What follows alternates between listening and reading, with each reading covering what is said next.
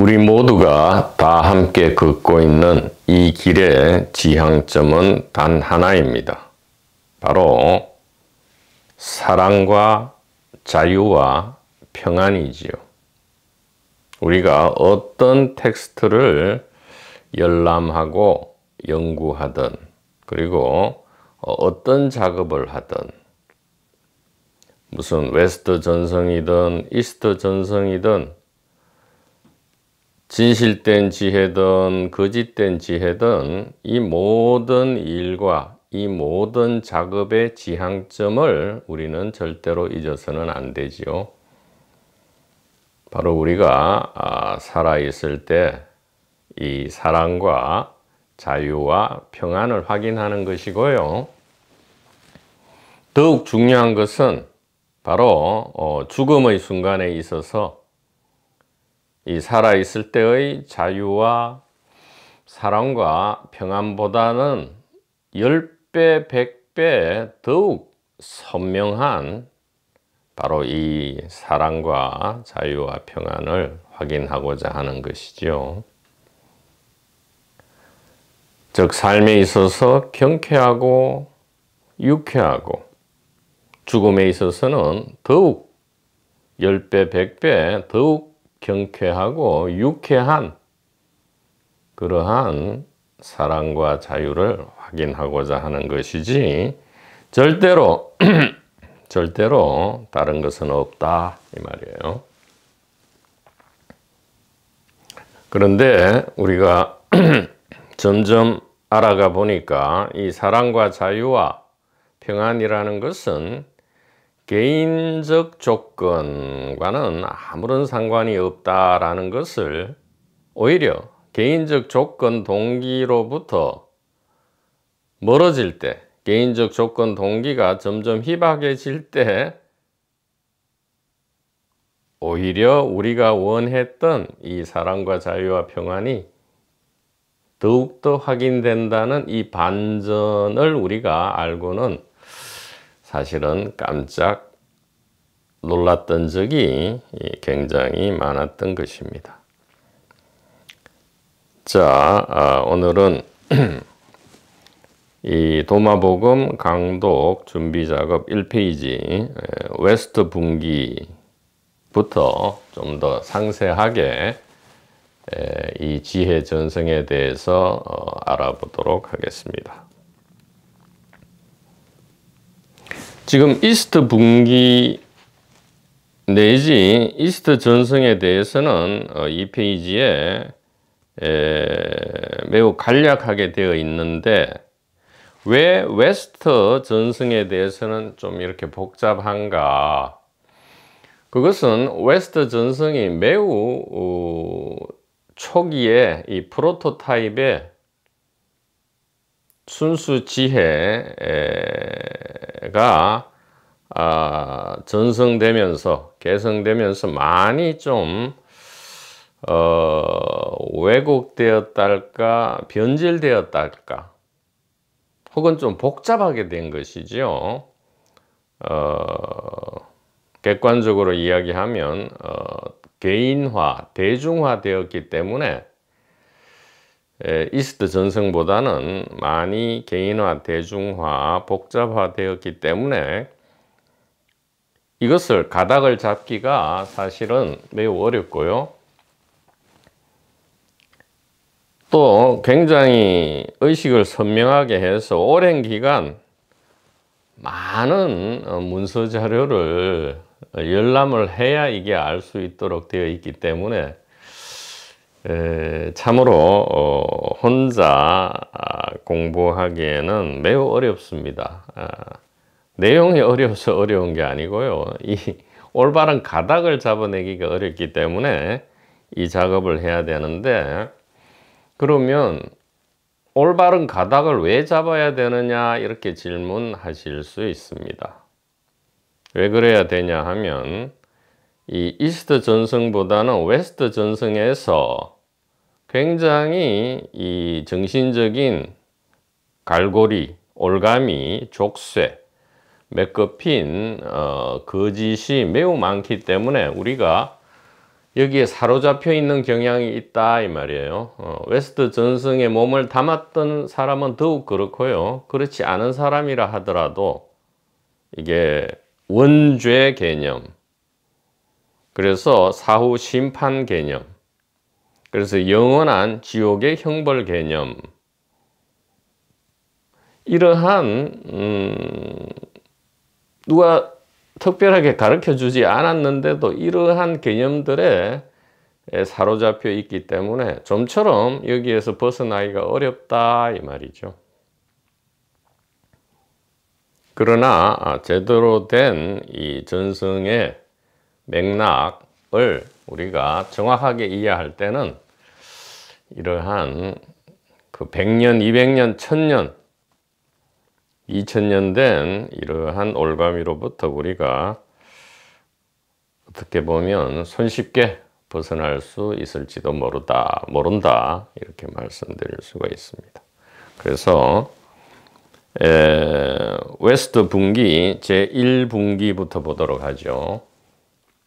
웨스트 라인은 하나님이라는 이 단어로 요약되고요. 이스트 라인은 깨달음이라는 이 단어로 요약된다 이렇게 먼저 말씀을 드릴 수 있고요. 그러면 하나님도 아니고 깨달음도 아니다. 이것은 지혜라 합니다. 지혜라고 이름 붙이고요.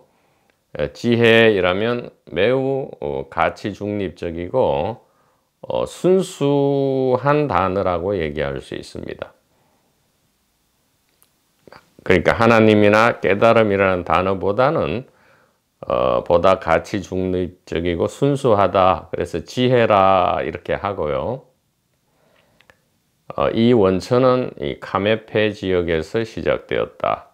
카프카스, 메소포타미아, 페르시아. 그러니까 이 말씀드렸지만 이 지역은 이 산발적으로 흩어져 있는 게 아니고요. 사실은 하나의 지역이죠. 이렇게 마치 이 우주알처럼 생겼어요. 여기에서 모든 게 폭발해 나왔기 때문에 글자 그대로 우주알일 수도 있습니다. 그래서 위쪽에 요즘 붙인 지명이죠. 카프카스 지역이 있고요. 왼쪽 편에 메소포타미아 지역이 있고 오른편에 페르시아. 여기 한 지역이죠. 카메페 지역. 그래서 실제로 세계 지도를 보면 이렇게 알처럼 생긴 지역이 되겠습니다. 여기로부터 이스트 제1전성이 폭발했고요. 이스트 제2전성이 폭발했고 또 웨스트 제1전성이 폭발했고 웨스트 제2전성이 폭발했다. 그래서 마치 4개의 날개를 가지고 물질 세계와 비물질 세계를 비상하는 그러한 거대한 봉황새의 이 이미지, 이것이 우리가 걷는 길이고요. 우리는 반드시 여기에 위치해야 된다. 이스트 제1전성과 웨스트 제2전성이 융합된 바로 이 부분에 우리가 위치하면서 바로 이 정확하게 앞 혹은 위를 지향하는데요. 이 지향점은 좀 전에 말씀드린 바와 같이 그것이 삶이든 죽음이든 물질 세계든 비물질 세계든 사랑과 자유와 평안의 확인인데요. 물질 세계보다 소위 말하는 비물질 세계, 이 죽음의 순간에 오히려 더욱 이 사랑과 자유와 평화가 더욱 훨씬 선명하게 의식 감각된다는 이 진실이 제1전성의 이 문서 기록 속에 수도 없이 확인되고 있음을 말씀드릴 수 있습니다. 자, 그래서 이 우주알처럼 생긴 이 카메페 지혜는 웨스트에서는 최초로 이집트 신비 인문 전승으로 개성이 됩니다. 바로 고대 이집트죠. 현 시대에 우리가 알고 있는 그런 이집트하고는 완전히 다르죠. 전혀 다릅니다. BC 3000년경이죠. 그러니까 지금으로부터 5000년 전입니다. 5000년 전에, 그러니까 5500 내지 6000년 전이 이 카메페고요. 5000년 전에 이집트 신비 인문 전성으로 개성이 되는 겁니다. 이것을 왜 신비라 하고 비밀이라 하고 또 인문이라 하느냐. 저번 시간에 말씀드렸듯이 이 지혜의 핵심은 너무너무 소중하고 가치로운 것인데 개인 대중들은 이것을 매우 형식화시키고 값어치 없게 만들어서 심지어 오용하고 남용하기 때문에 이것은 고대로부터 좀 자기 보호, 그러니까 이 진리를 수호한다 하죠. 진리를 보호한다 이런 측면에서 또 순수성을 유지한다라는 측면에서 이게 신비고 비밀이고 특정한 입문 절차를 거쳐왔다 이렇게 말씀드릴 수 있고요. 그래서 구체적으로는 이 고대 이집트에서 이 파라오나 파라오의 패밀리, 그 다음에 이 성직자, 대제사장이죠. 대제사장 등 또 귀족의 극소수 이렇게 해서 아주 소수의 이 그룹 안에서 이 지혜가 전성이 되는데요. 물론 최초의 원형은 이 카메페에서 형성되었다고 보여집니다. 그래서 예비 인문과 보통은 정식 인문으로 나눌 수 있고요. 또 경우에 따라서는 모든 대중들에게 오픈되는 입문식이 있었어요. 매년 혹은 경년으로 이 모든 대중이 참가하는 입문이 있는데 이때는 조금은 더 이 대중화된 형식으로 이 지혜가 공표 내지 전달되었고요. 보통은 이 순수 핵심 지혜는 이 예비 입문과 정식 입문이라는 조금은 까다로운 절차를 통해서 이 지혜가 전달되고요. 그래서 순수성이 유지되어 왔다 이렇게 말씀을 드릴 수 있습니다. 그러면 이렇게 말씀드리면 구체적으로 그러면 그 지혜가 무엇이냐 또 이렇게 질문을 해야만 되죠.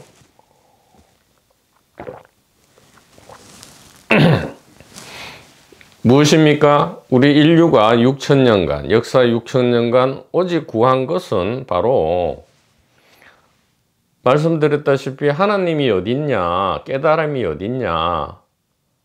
자, 이것을 알아서 어떻게 하려고요? 삶과 죽음에서 자유와 평화와 사랑을 오로지 하기 위해서인데 이것을 현대적으로 얘기하면 바로 이 의식의 문제다.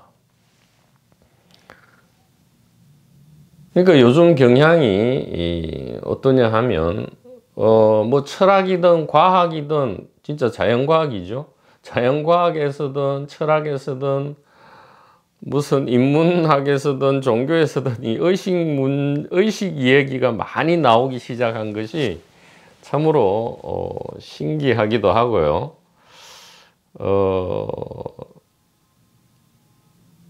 칼 구스타프 융이 얘기한 이 동시성의 동시승의 원리가 작동되는 것인가 이런 생각도 듭니다만 고대라고 해서 다르지 않았다 이 말이에요. 바로 이 의식이 어디 있느냐 이 말이죠. 즉 하나님 깨달음은 어디 있느냐 이것을 직접 이 내용을 가리켜 주었고요. 여기에 대한 증거로서 부수적으로 여러 가지 과학적인 테크닉을 사용해서 육체와 의식을 분리시키는 그러한 인문이 예비 혹은 정식 혹은 대중적인 그러한 인문 방법들이 행해져 왔다 이렇게 말씀을 드릴 수 있겠습니다.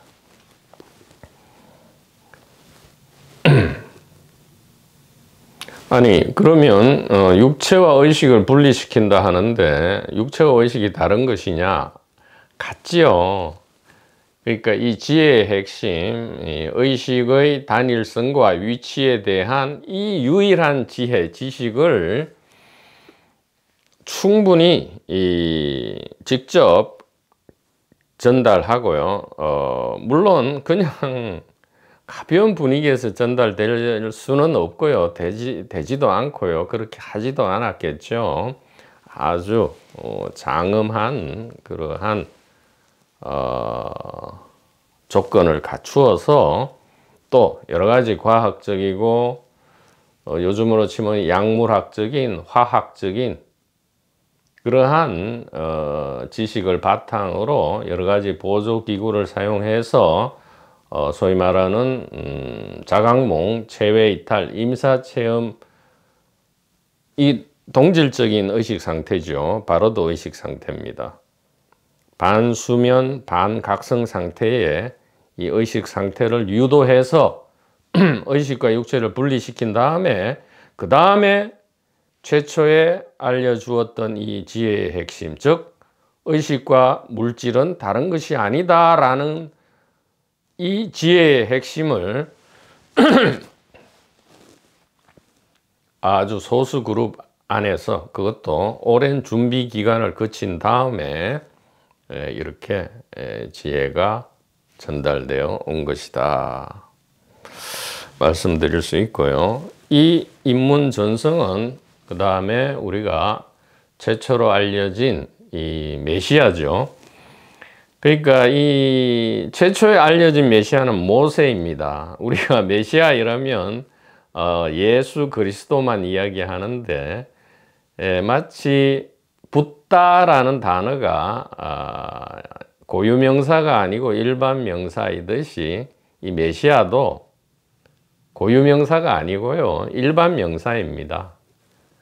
그러니까 고타마 붓다 역시 붓다지만 붓다라고 할 때는 고타마 시타르타 붓다만을 가리키는 것이 아니고요 바로 이 성각, 선현, 단일 의식을 가리키는 것이다. 그 다음에 메시아 그리스도 할 때도 예수 그리스도만을 지칭하는 것이, 물론 예수 그리스도께서 가장 대표적이고 상징적인 그러한 존재이기는 하지만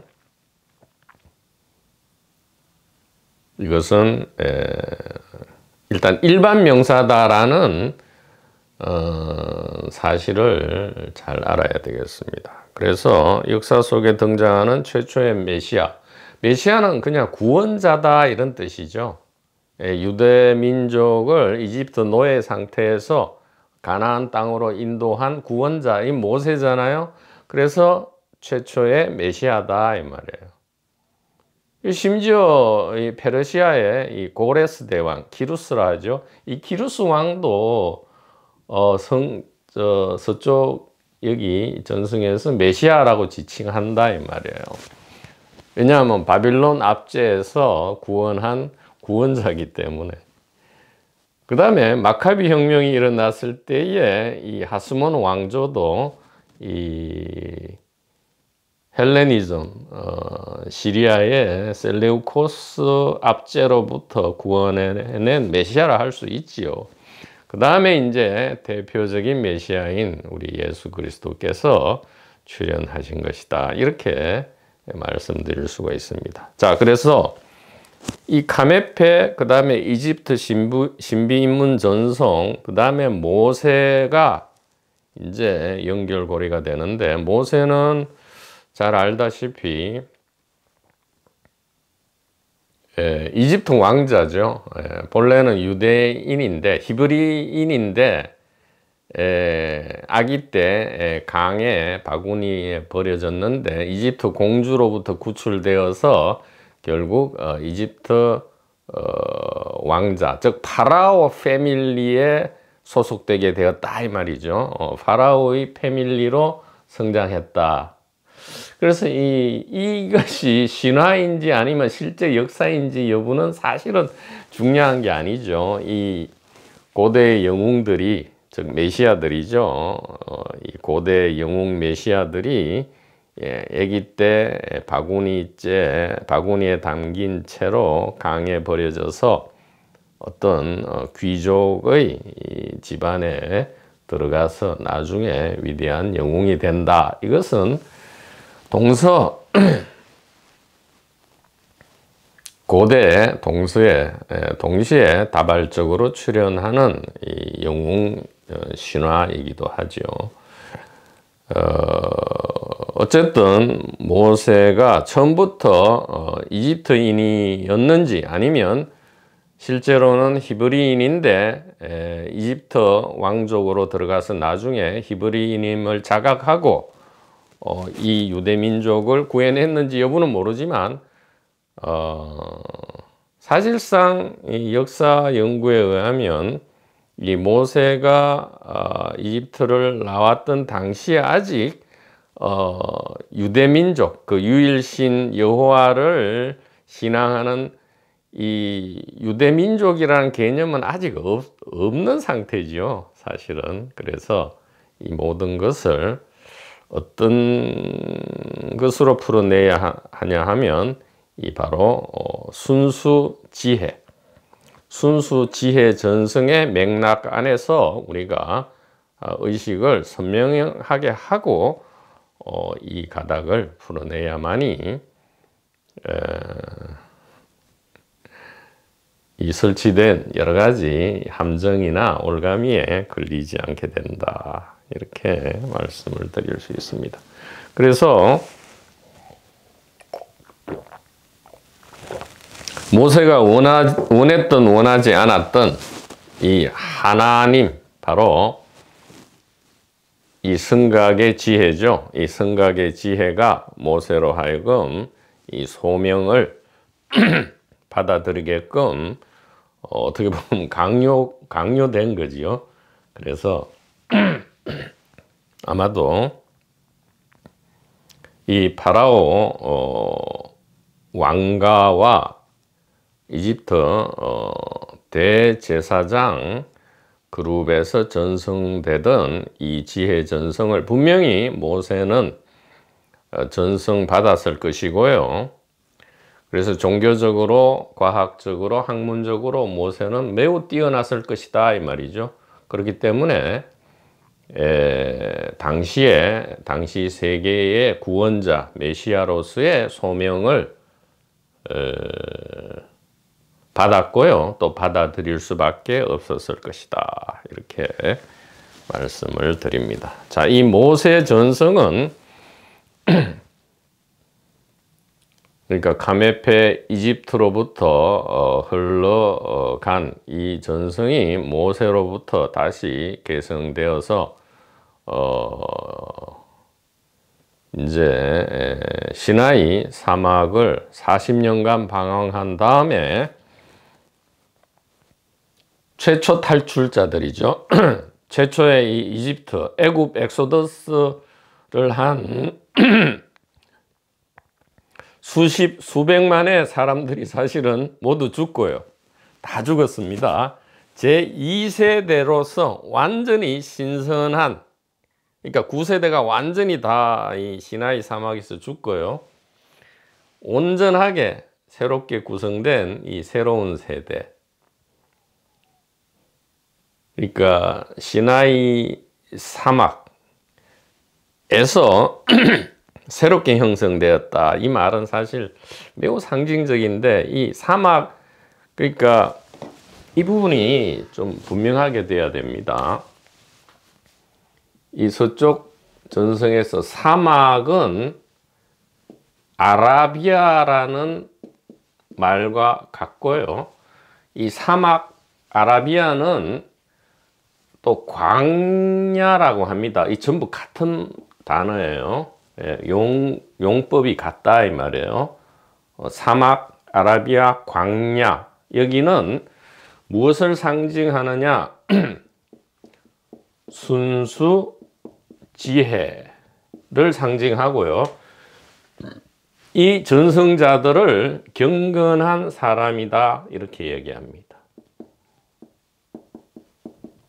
경건한 사람들, 이것을 먼저 우리가 그러니까 용어 사용법을 잘 알아야 하지요.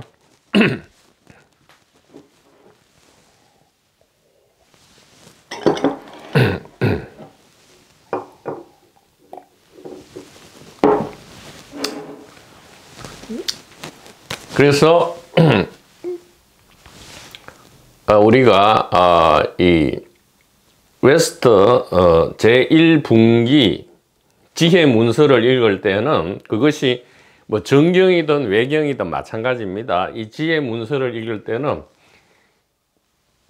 이 하나, 둘, 셋, 넷, 다섯 가지 단어를, 그러니까 사막이라는 말이 나오면 나머지 네 개, 광야가 나오면 나머지 네 개, 아라비아가 나오면 나머지 네 개, 순수 지혜하면 나머지 네 개, 이것이 동시에 떠올라야 한다 이 말이에요.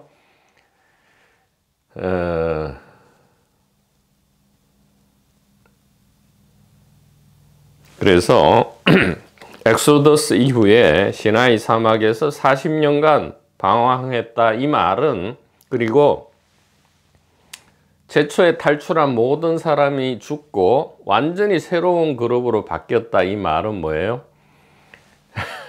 영적으로 다 죽고 이 지혜의 사람으로, 지혜의 의식으로, 그러니까 사람, 개인 사람의 이 개인 대중적인 동기가 다 투명해지고요. 단일 의식이라는 이 지혜로 새롭게 된 사람들이 이제 비로소 약속된 땅으로 들어갈 수 있었다 이렇게 되는 거죠. 그래서 나중에 이 아라비아 이야기는 이 바울이, 이 사도 바울이 이 다마색 도상에서 이 예수님을 만나고, 부활한 예수님이죠.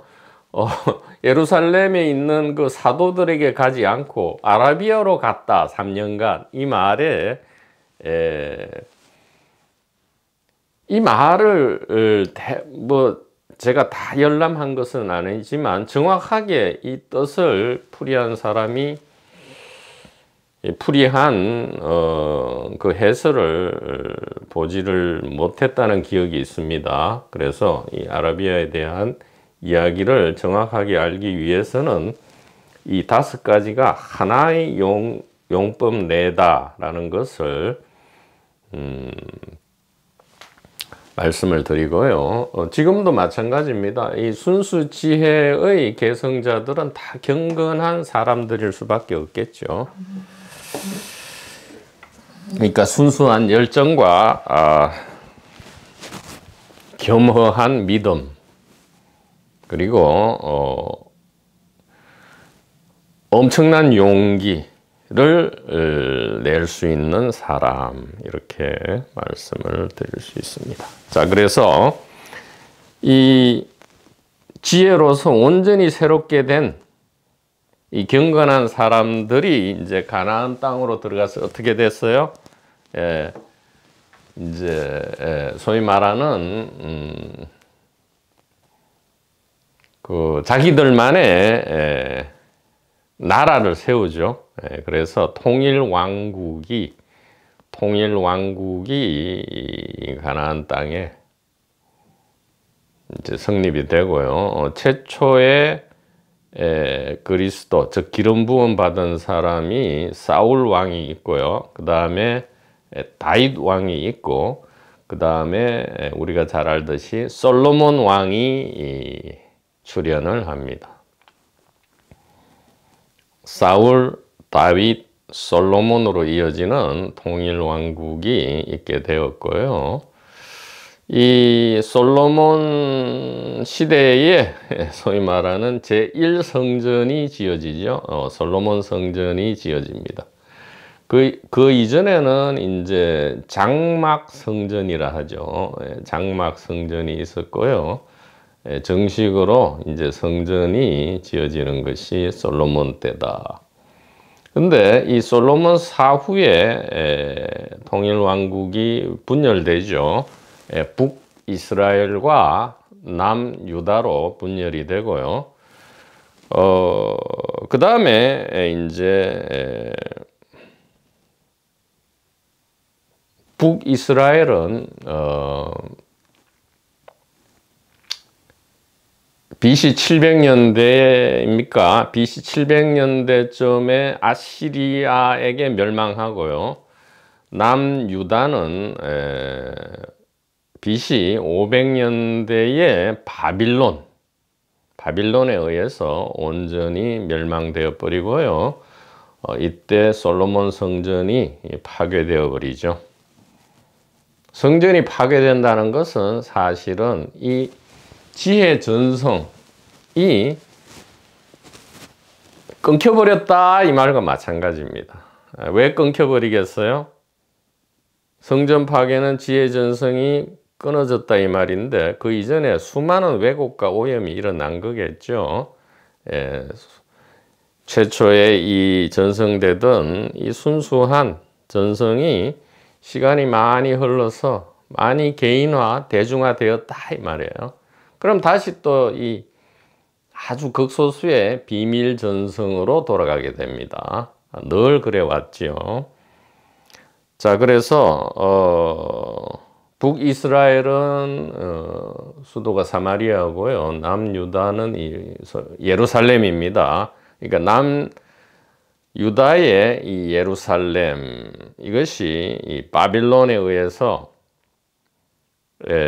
멸망하면서 완전히 이제 소위 말하는 이 유대 국가, 이스라엘 국가, 이것이 이제 멸망하게 되는 겁니다. 그래서 바로 이때에, 물론 북이스라엘은 벌써 200년, 150년, 200년 전에 먼저 멸망했죠. 아시리아에게 멸망하고요. 그 다음에 이제 이 남유다 멸망이 매우 중요한 사건입니다. 사실은 이 지금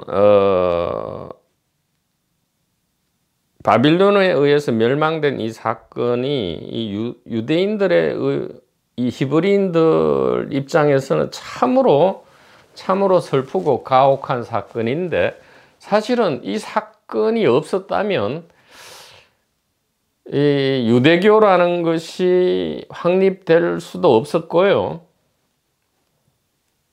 그 이후에 그러면 당연히 이 가톨릭, 기독교, 이슬람 등등의 이 모든 종교가 서쪽에 유력한 이 전성, 대중 전성이 도무지 나타날 수 없었죠. 어떻게 보면 반전의 결과입니다. 그래서 좀 더 이야기를 해보면, 이 바빌론에 의해서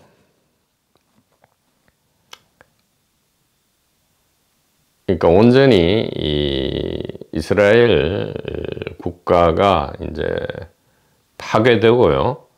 많은 사람들이 이 바빌론으로 끌려갑니다. 소위 말하는 그 바빌론 캡티비티라 하죠. 바빌론 유수라고 합니다.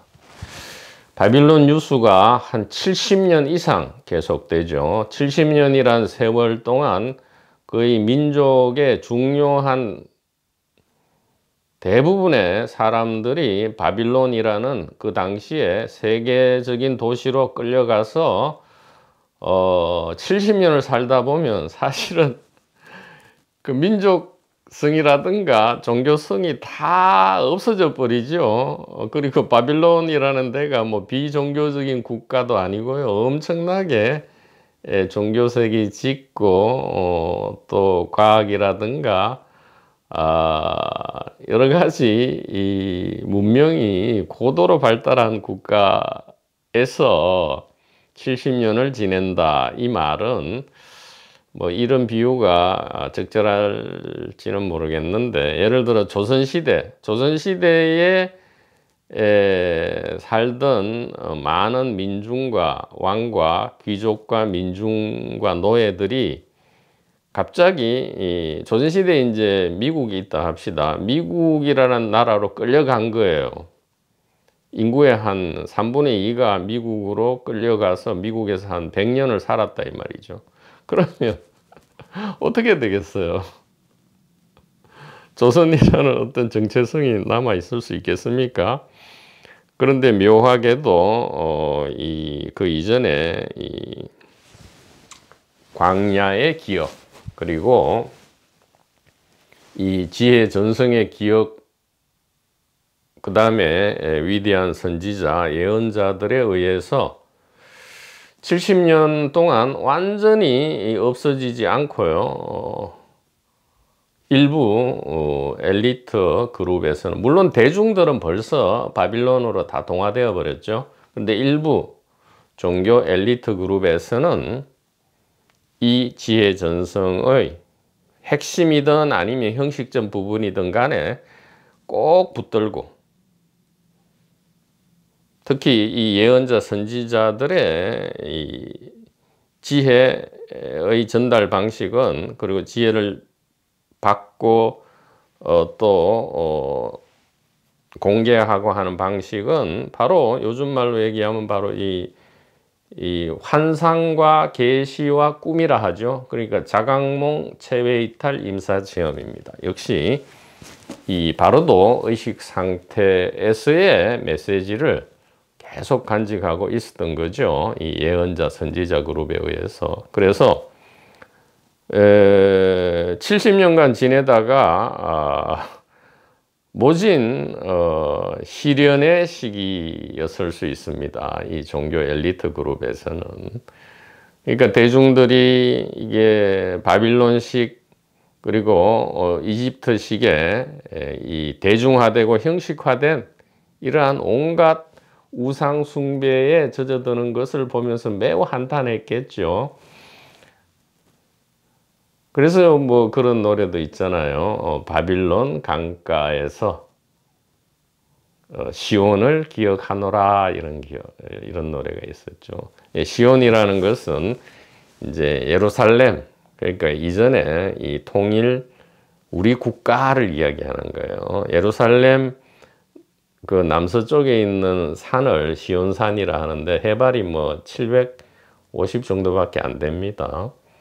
이 시온산이 그러니까 예루살렘을 상징하고요. 예루살렘은 바로 유대 국가를 상징하죠. 그러니까 멸망당한 우리가 살던 고향을 기억하는 거죠. 시온주의, 시온을 이야기한다는 것은 그 영어로는 자이온이라 하죠. 자이온.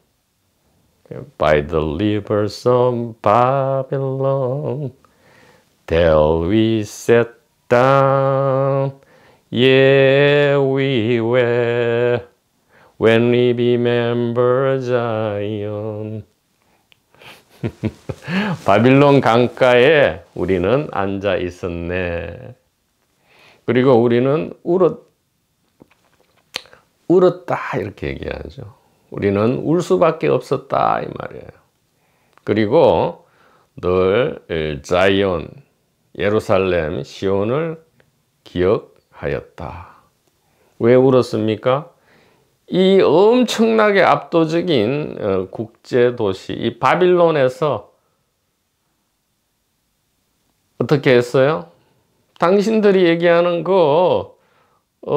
무슨 여호와신, 야훼신 그 찬양하고 노래 한번 불러봐, 이렇게 온갖 신성모독을 당하니까 울 수밖에 없었던 것이겠죠. By the rivers of Babylon. 그러니까 이 노래를 부르면서 막 춤추면 안 되죠. 사실은 매우 한스럽고 통탄스러운 노래이기는 한데,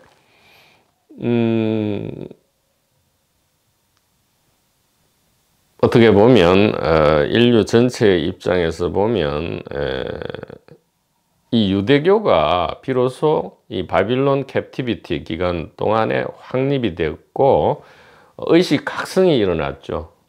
그러니까 이게 평화로운 시대에는 의식각성이 보통 안 일어나죠. 고통과 공포가 없기 때문에. 물론 고통과 공포를 잘 이렇게 견디는 사람도 있지만 보통 고통과 공포가 있어야 비로소 이 의식각성이 보통 일어나죠. 그래서 의식대각성이 일어난 겁니다. 이 바빌론 캡티비티로 인해서. 그래서 비로소 이때 이래서는 안 되겠다. 우리가 잘못하다가는 우리의 이 고유신앙, 즉 순수지혜입니다. 이 비밀 그룹에서 전해지고 있는, 아직도 명맥이 살아있는 이 순수지혜 비밀 전성이 완전히 사라져 버리겠다, 이래서는. 그래서 이 지혜 전성을 기록으로 이제는 남기고 분명하게 해두자. 그래서 이 소위 말하는 이 토라, 모세오경이라 하죠.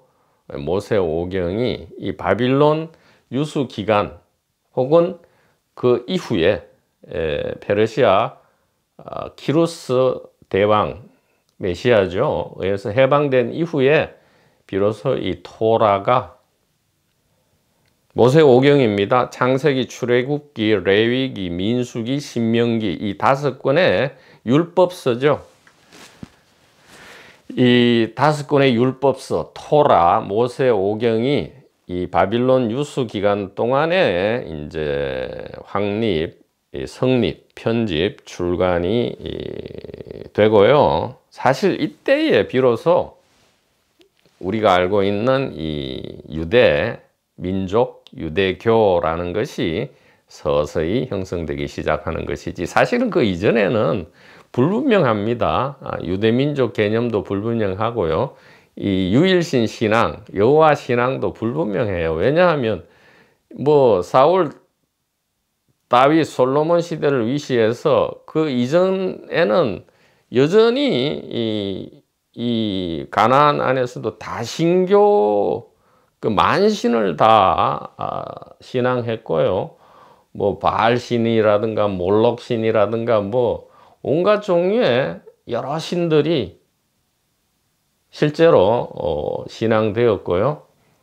유일신 신앙이 아니죠. 어떤 때는 야훼 신이 다른 신에 의해서 막 패배하기도 합니다. 심지어 패배하기도 하고 또 이기기도 하지만 패배하는 적도 있고요. 이런 식으로 유일신 신앙하고 그 뭡니까? 유대민족 개념은 그 이전에는 사실 선명하지 않았고요. 이 바빌론 유수를 통해서 비로소 선명해지는데, 그래서 우리가 알고 있는 이 구약 성경 있잖아요. 이것을 타나크라 하는데, 구약 성경은 타나크고 히브리 성경이고 유대 성경이죠. 그래서 이제 뒤에 바울 전성에 의한 기독교 입장에서 이걸 구약이라 하기 때문에 사실은 올바른 용어가 아니에요. 히브리 성경 이렇게 해야 합니다. 히브리 성경이 올바른 용법이고요. 제일 좋은 건 타나크죠. 유대 성경, 히브리 성경을 타나크라 하는데, 이 타나크의 앞부분이 모세오경 율법서 토라입니다. 토라인 모세오경 율법서고요. 그 뒤에 이제 이 타나크는 뭐로 구성되냐 하면 역사서가 있고요. 그 다음에 시가가 있고, 그 다음에 예언서, 선지서가 있고, 예언서가 선지서입니다. 예언자가 선지자니까요. 그래서 요 토라 율법서하고 그 다음에 역사서, 시가, 그 다음에 예언서, 이것이 그러니까 창세기를 시작해서 말라기로 끝나는 이 네 종류랄까, 네 가지 내용의 문서를 우리가 히브리 성경, 유대 성경, 타나크라 한다, 이렇게 말씀드릴 수 있고요. 이것이 이제 성립되기 시작한 것이 바빌론 캡티비티 중 혹은 후다, 이렇게 말씀드릴 수 있습니다. 자, 이 순수 지혜는 그 다음에 어떻게 전승되느냐. 이 바빌론 유수가 70년 동안 이어지다가 페르시아 제국이 흥기합니다. 바로 이 카메페의 페르시아죠. 그러니까 바빌론은 이 메소 전승에 속하고요. 지금 바빌론으로부터 해방시키는 페르시아 전승은 바로 이 페르시아의 고레스 대왕 키루스죠. 키루스 왕에 의해서 키루스 왕은 매우 관대했죠. 예. 바빌론의 압제를 받던 모든 민족을 해방시켜서 너희들 나라로 원래 살던 고향으로 돌아가라, 이렇게 했다. 아무 조건 없이 돌아가게 하고요. 물론 남아있기를 원하는 사람은 그대로 남아있으라, 이랬어요. 그래서 거기에 많은 사람이 또 정착을 했습니다. 사실은 정착에 있었고요. 일부 이제 종교 엘리트 그룹과 그를 따르는 그룹이 이제 본래의 고향으로 돌아오게 됩니다. 자, 그런데 한번 우리가 생각을 해보면, 물론 여러 가지 조사 결과도 있지만, 이 바빌론 유수 70년 동안 왜 이 유대민족은 자기의 이 신앙 체계와 창세기로 시작되는 이 베레시트죠. 베레시트라는 이 창세기로 시작되는 이 유대교를 확립할 수 있었는가, 이 말이에요. 확립의 필요성은 아까 분명히 얘기했죠. 독립혁명을 일으키기 위해서, 그 다음에 이 신앙과 민족 정체성을 유지하기 위해서 필요성이 있었는데, 그것이 어떻게 가능했는가는 다른 질문이죠. 바로 이 바빌론에 남아있던 이 최초의 카메페 전성으로부터 엄청난 영향을 받았죠. 그래서 이 토라의 첫 번째 창세기가 어떻게 문서가 성립되었느냐. 바로 두 가지 전성이 혼합됐죠.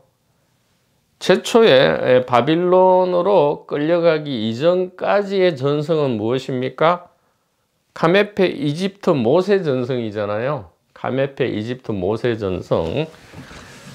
자, 이것을 정확하게 말씀드릴 수밖에 없습니다. 이 카메페 이집트 모세 전성이잖아요. 예, 이때에 이제 성립된 것이 여호와 혹은 야훼. 이게 자음만 있고 모음은 이게 신성한 이름이기 때문에, 모음이 없기 때문에 사실 정확한 발음은 우리가 알 수 없습니다. 지금 유추하니까 여호와 혹은 야훼가 아니었을까, 이렇게 얘기하는 거죠. 이 여호와 야훼 전성이 있었을 거예요. 물론 순수 지혜입니다. 순수 지혜. 이것을 절대 자꾸 잊어먹으면 안 돼요. 순수 지혜라는 것은 의식의 단일성과 위치에 대한 지혜입니다. 예.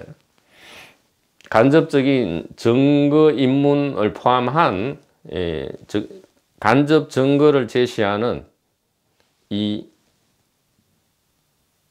지혜의 핵심, 이 전성이 여호와 야훼 전성으로 지금 내려오다가 지금 바빌론 유수가 일어났죠. 예, 바빌론 유수가 일어났습니다. 근데 어떻게 보면 매우 이 여호와 야훼 전성, 그것도 초기의 순수지혜가 아니고 많이 또 대중화, 형식화 된, 그러니까 이 팔레스타인, 당시 팔레스타인 지방의 여러 가지 다른 신들의 영향을 받아서 매우 형식화되고 대중화된 이 전성이 바빌론 유수 기간 동안에 엄청난 충격을 받아요. 원래 바빌론의 이 지혜 전성은 바로 그 지역이죠. 이 메소포타미아 지역의 이 메소 지역의 지혜를 직접적으로 계승한 이 바빌론이 있었던 것이죠. 끌려가서 보니까 그러니까 어떻게 보면 왜 놀랄 수밖에 없었겠어요? 지금 바빌론 유수 이전에 유대인들의 이 전성은 어디로부터 왔어요? 이집트를 거쳐서 모세로부터 왔잖아요. 그런데 바빌론에 끌려가서 보니까 자신들이 알고 있던 이 지혜 전성의 원형을 보게 된 거죠. 왜냐하면 이 카메페 지혜의 원형을 바빌론은 그대로 직접 지금 시공간이 똑같잖아요. 메소와 바빌론은 같은 지역이란 말이에요. 그러다 보니까 이집트와 모세를 거쳐온 이 지혜 전성의 최초의 순수 원형을 보고는 크게 자극을 받아버린 것이지요.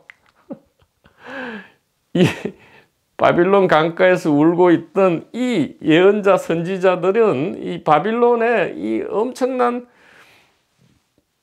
규모와 형식을 보고 또 그 지혜의 핵심도 분명히 간파했을 거예요.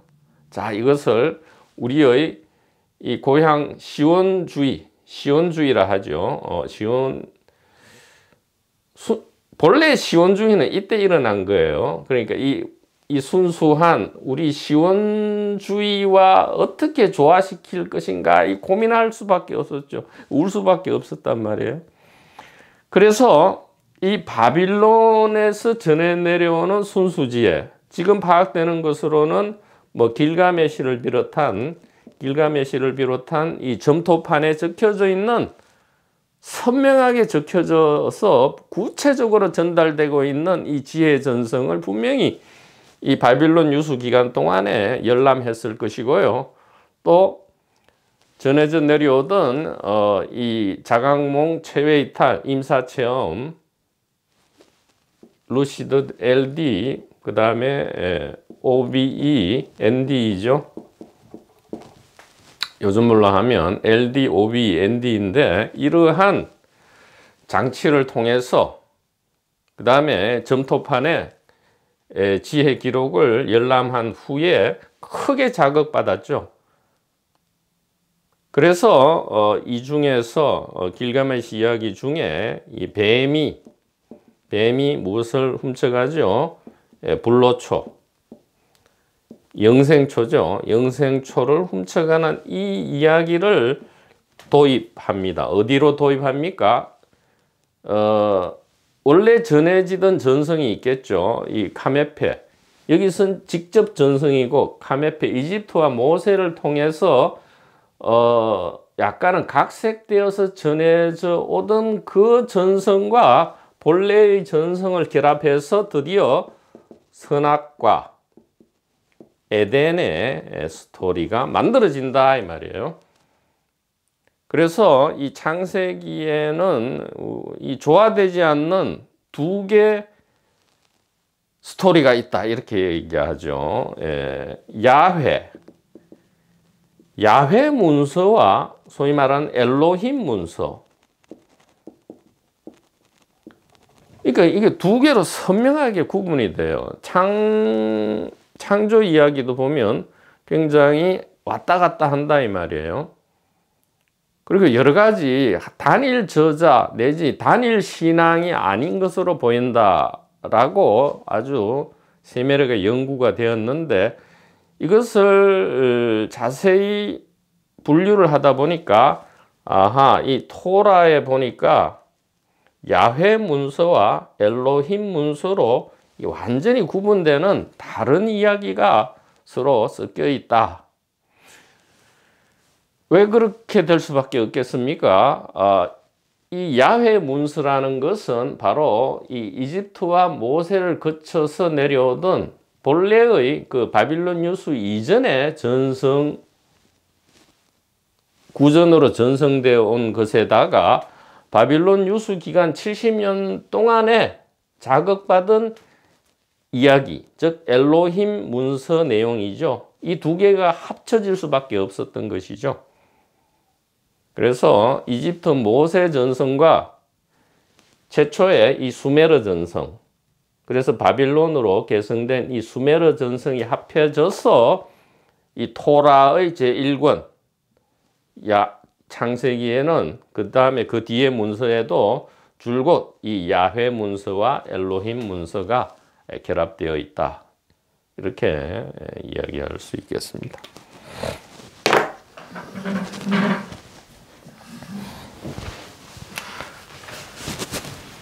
그래서 이 바빌론 유수 기간 동안에 유대 이제 막 선명하게 형성되기 시작한 유대 민족은 이 프로토타입의 지혜를 보고는 크게 자극받고 놀라게 되었기 때문에 오히려 어떤 이 영적인 측면을 본다면, 이 의식의 측면을 본다면 매우 어떻게 보면 유수 기간은 잘된 일이다. 크게 자극받을 수 있었던 것이고요. 그래서 어떻게 보면 서쪽 전성에서 이 대중 전성이 일어날 수 있는 큰 기반, 물론 그를 통해서 이 순수 비밀 전성도 크게 다치지 않고 유지될 수 있었던 것이죠. 그래서 어떻게 보면 이 유대 민족에게는 비극적인 일이지만 소위 말하는 인류 전체에게는 아주 축복된 일이었을 수도 있다. 이렇게 조금은 거칠게 말씀을 드릴 수가 있겠습니다. 그래서 기원전 400년경에 토라 전성이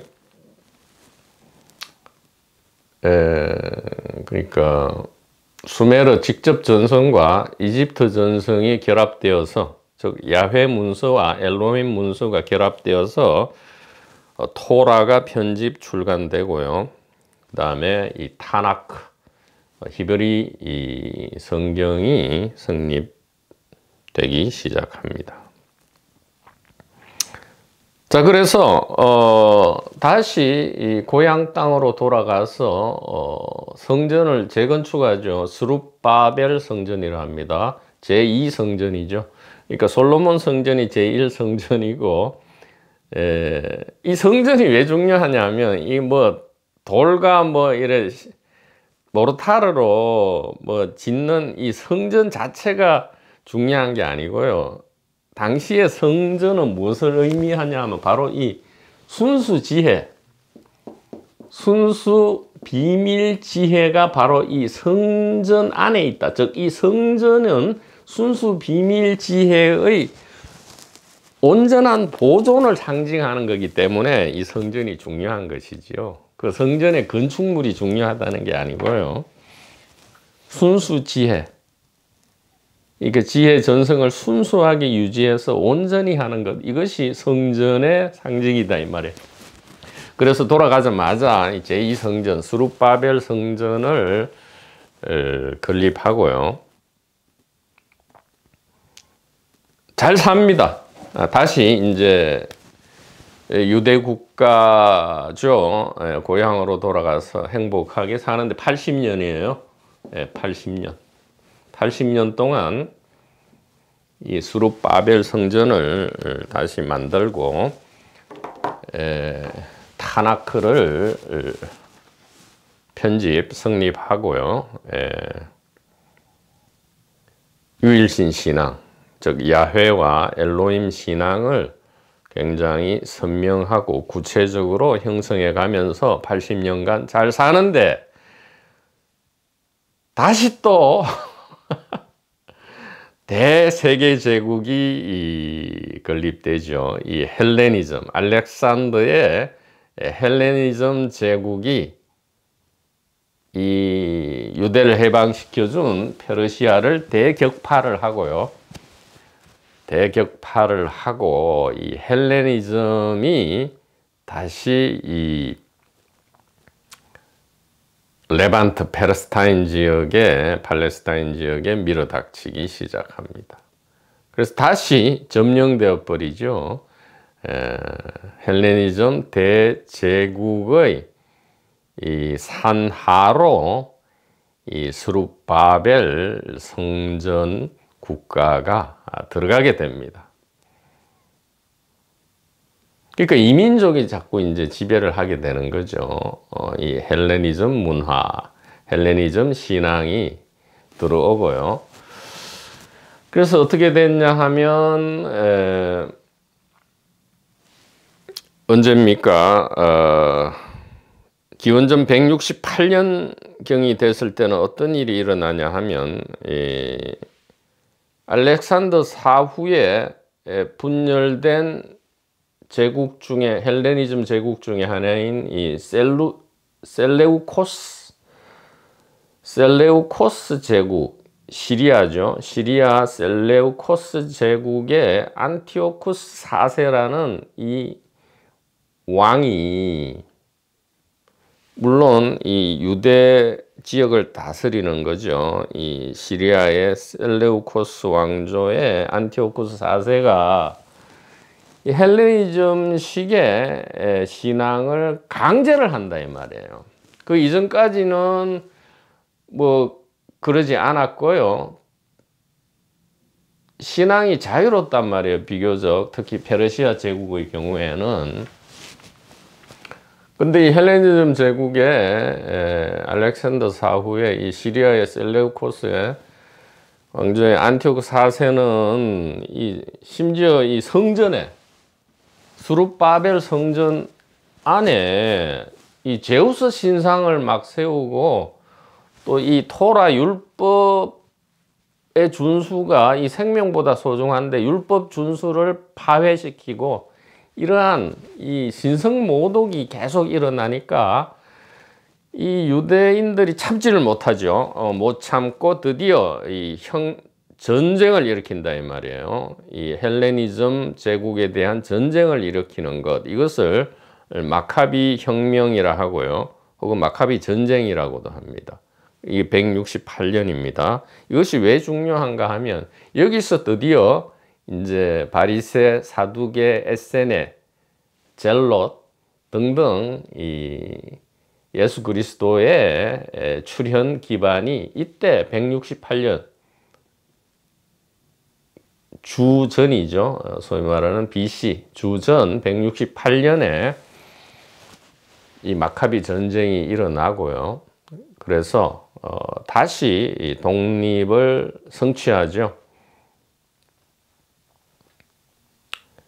그래서 유대 왕조인 이 하스몬 왕조가 성립이 됩니다. 이 하스몬 왕조가 성립이 되는 이 동시대에 어떤 일이 일어나냐 하면, 이 헬레니즘의 신성모독적인 이러한 신앙 강요, 그리고 율법의 훼손, 그리고 대중들의 이 헬레니즘 문화에 젖어들어서 다시 이 야훼 엘로힘 유일신 신앙이 다시 오염되는 것을 본 이 유대의 신앙 엘리트들, 즉 스스로 이름 붙이기를 경건한 사람들이라 하죠. 이 경건한 사람들을 이 하시딤이라 합니다. 하시딤. 그러니까 이 6개 말은 같은 거죠. 사막, 아라비아, 광야, 순수지혜, 경건한 사람들, 하시딤. 이것은 같은 얘기예요. 이 사람들이 어디로 갑니까? 더럽고 치사해서 우리는 사막, 광야로 가서 우리의 순수한 신앙을, 순수한 지혜 전성을 고수하는 그러한 삶을 살련다. 이렇게 선언하고 광야로 나갑니다. 이것이 이 마카비 전쟁이 일어나기 직전 직후의 상황이죠. 예. 그래서 이 최초의 하시딤들은 이 마카비 이 혁명, 하스몬 가문과 연합해서 결국은 전쟁을 승리로 이끌고요, 독립 왕조를 이끌지만 결국 독립된 왕국이 성립된 이후에는 이 정치인들, 소위 말하는 이 현실 정치인들은 또 하시딤하고는 다르게 되겠죠. 그래서 여전히 이 사람들은 광야에 머무르게 됩니다. 광야에 머무르는데 이 최초의 하시딤 에는 뒤에 어떻게 분파가 되느냐 하면 이 안에 바로 에세네와 바리새가 뒤에 이제 이야기죠. 뒤에 성립되는 에세네와 바리새 사람으로 불려지는 사람들이 하시딤으로 같이 있게 되었고요. 나중에 이 마카비 혁명이 성공을 하고 하스몬 왕조가 성립된 뒤에 이 소위 말하는 일부, 하시딤 중에 일부가 구별된 사람들, 이래서 바리새인으로 다시 이 대중운동을 시작합니다. 대중운동. 즉, 대중 안으로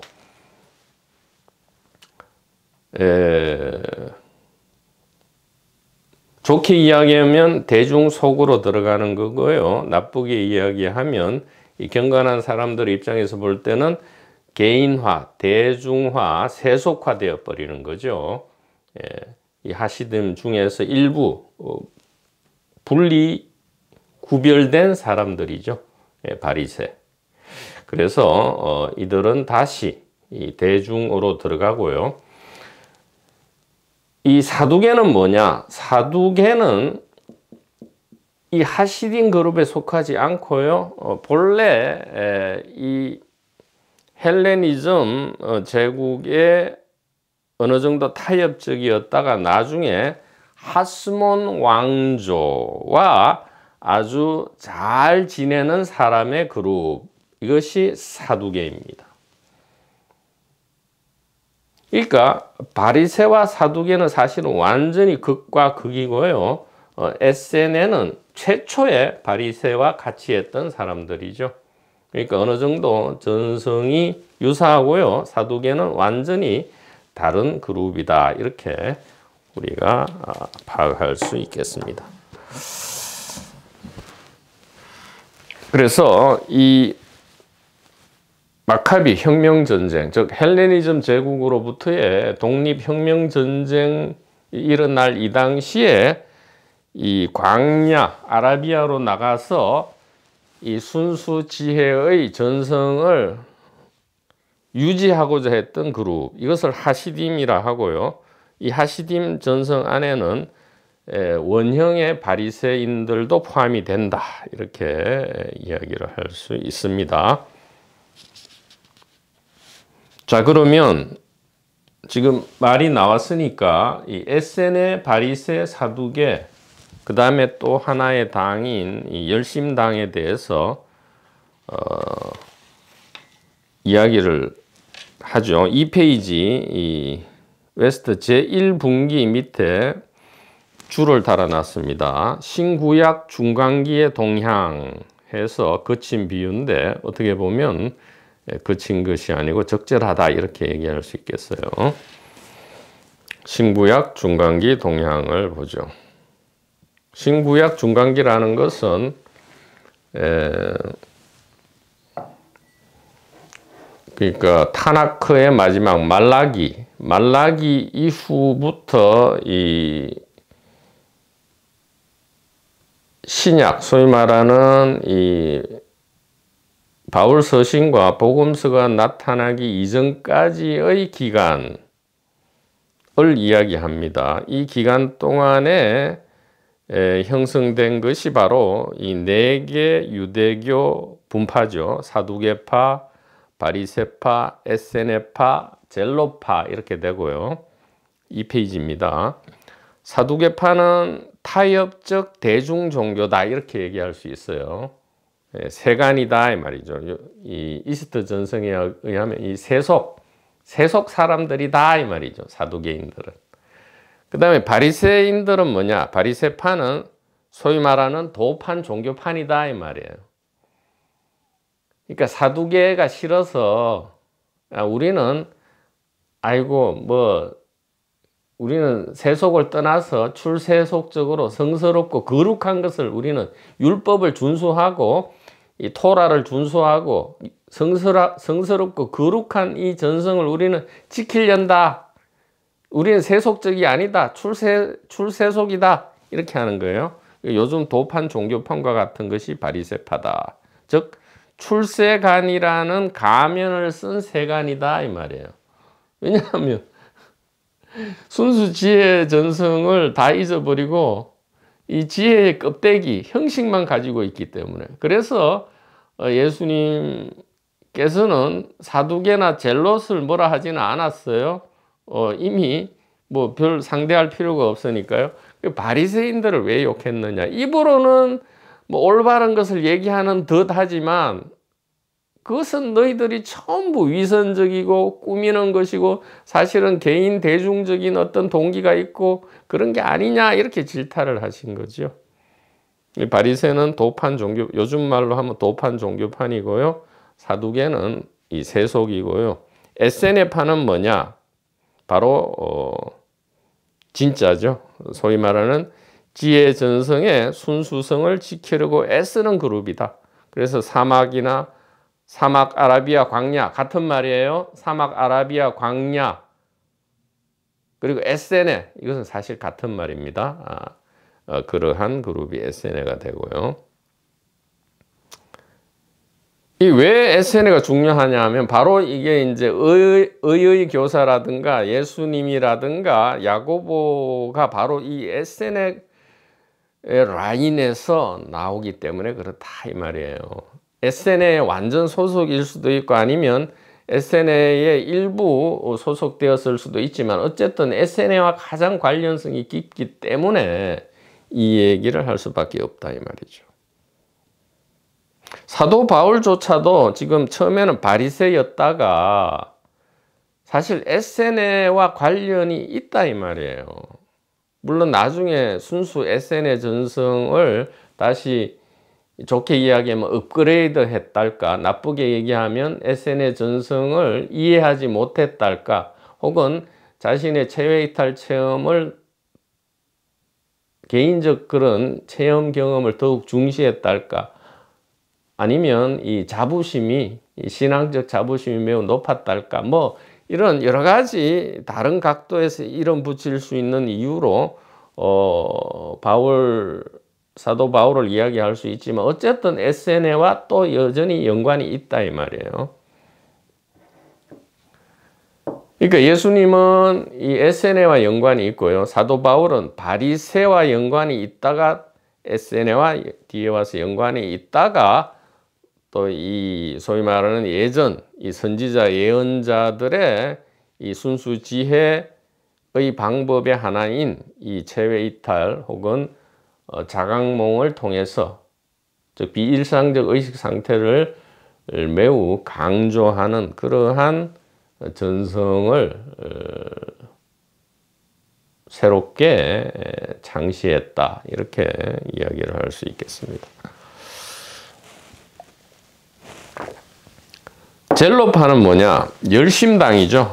열심당인데 이것은 뭐의 열심이냐? 정치적으로 독립한다는 거죠. 정치적으로. 바로 이 또 이제 한참 지나서 로마의 이렇게 헬레니즘이 끝나고요. 로마 제국의 침략을 받죠. 옥타비아누스의 침략을 받아가지고 다시 식민 국가가 됩니다. 식민 사회로 떨어져 버리니까 여기에 대해서 로마로부터 정치적으로 독립을 원하는데, 당시의 사회는 전부 종교 사회잖아요.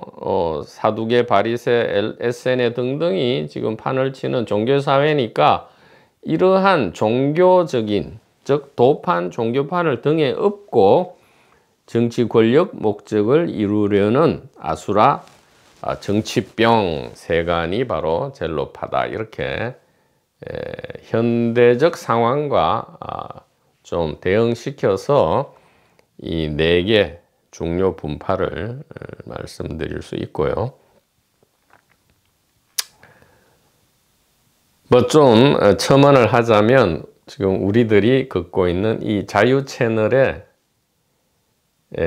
이 도반 번님들은 그러면 지금 어느 전성을 지금 어느 전성에 자신도 모르게 들어와 있느냐? 바로 웨스트 제1전성 중에 이 에세네 전성, 의의 교사 전성, 진정한 예수 그리스도 전성에 들어와 있다. 이렇게 말씀을 드릴 수 있습니다. 다시 말씀드립니다.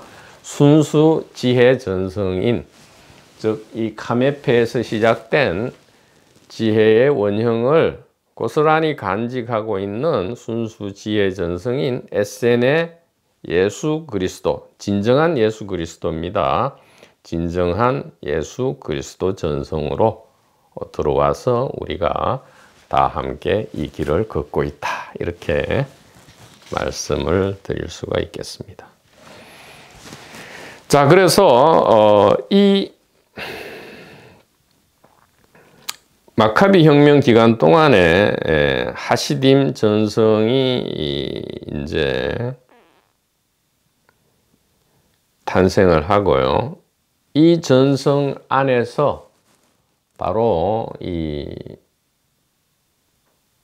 유대 하스몬 왕조와 대립하는 이 의의 교사가 출현을 하게 됩니다.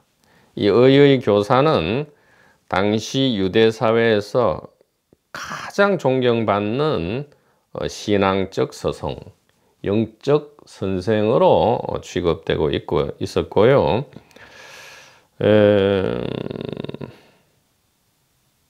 어떻게 보면 진정한, 그 당시에 진정한 구원자였던 거죠. 진정한 구원자로서 출현을 하면서 무엇과 차별을 두었느냐? 바로 이 마카비 혁명을 통해서 성립된 하스몬 왕조가 왕과 대제사장, 즉 정치와 종교를 완전히 장악해서 다시 대중화되고 있는 꼴을, 그러면 이전에 저 헬레니즘 제국의 신성 모독과 무엇이 다르냐라고 이야기하면서 이 새로운 메시아로서 이 의의 교사가 출현하게 되고요. 이 의의 교사는 어디에 머물러면서 지혜 전성을 가리키고 또 예비 인문, 비밀 인문, 대중 인문을 시켰느냐? 바로 이 광야 사막 아라비아에서 그리하였다 이 말이죠. 이것을 에세네 전성이라 합니다. 뒤에 의의 교사 공동체를 에세네파라 부르게 되었고요. 이 에세네파는 그야말로 이 하시딤의 순수한 계승자죠. 왜냐하면 하시딤이란 것이 경건한 사람들이고요. 에세네는 그리스 말이에요. 고대 헬라어죠. 헬라어로 역시 에세노이라 해서 경건한 사람들이래요. 그러니까 하시딤이 에세네고 에세네가 하시딤이에요. 하시딤은 히브리어고 에세네는 헬라어죠. 그리스어다 이 말이에요. 똑같이 뜻은 경건한 사람들이다. 그래서 최초에 이 순수 지혜를 전승하고 있는 하시딤은 어느 그룹으로 전승된 것이지요? 바로 에센의 전승으로 온전히 전승이 된 것이고요. 바리새나 사두개나 젤롯은 아무런 사실은 관련이 없게 됩니다. 어떻게 보면 유대 역사에서 최초의 메시아 모세고요. 그 다음에 물론 사울과 다윗과 솔로몬도 그리스도 메시아이기는 하지만 뚜렷이 각인된 유대 민족의 신앙 안에서 뚜렷이 각인된 최초의 메시아는 모세, 두 번째는 아이러니하게도 이 페르시아의 키루스 대왕, 세 번째는 바로 이 헬레니즘 신성 모독으로부터 유대를 구해낸 이 마카비 혁명을 일으킨 마카비 집안의 사람들, 이게 세 번째 메시아고요. 그리고 의의 교사는 네 번째 메시아로서 유대 신앙의 역사 안에서 크게 각인되었다고 볼 수 있고요. 이 의의 교사 메시아 전승에 의해서 에센의 전승이 후에 확립이 된다. 자, 이로부터 무엇이 나타나느냐? 바로 세례 요한과 여호수아 벤 요셉이라는 예수 그리스도 메시아, 즉 이스트에서는 고타마 시타르타라는 샤카족의 한 사람이 문이 성자가 되면서 스가몬이 붓다가 되죠. 마찬가지다 이 말이에요. 여호수아 벤 요셉이 진정한 이 순수 지혜 전승의 계승자로서 진정한 인류의 메시아로서 출현을 하게 됩니다. 자, 이야기를 좀 최대한 간략하게 하려고 노력하는데도 조금 길어지고 있습니다. 자, 지금부터 또 매우 중요해지니까 제2 전성과 제2분기 전성과 비교해서 매우 중요한 부분이 지금 나오기 시작하니까 그 다음부터는 다음 시간에 계속 이어가도록 하겠습니다. 선지식 자기 메시아 도반번님 여러분 대단히 감사합니다.